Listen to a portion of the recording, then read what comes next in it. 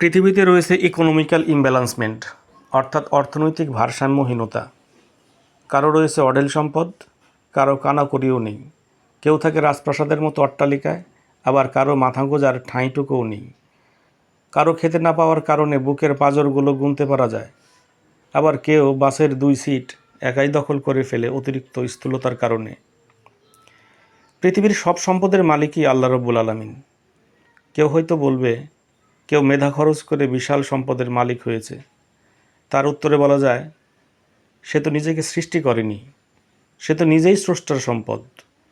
এছাড়া তার মেধাও তো স্রষ্টা প্রদত্ত।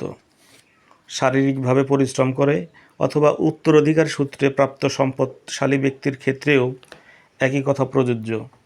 পৃথিবীর মোট সম্পদের বেশিরভাগই মুষ্টিমেয় কিছু লোকের হাতে গচ্ছিত রয়েছে। এই সম্পদের সুষম বণ্টন হলে পৃথিবীতে অর্থনৈতিক ভারসাম্যহীনতা থাকতো না। এজন্যই দয়াময় সৃষ্টিকর্তা ইসলামে জাকাত দেওয়ার বিধান রেখেছেন। সম্পদের মূল মালিক তো মহান আল্লাহ রাব্বুল আলামিন।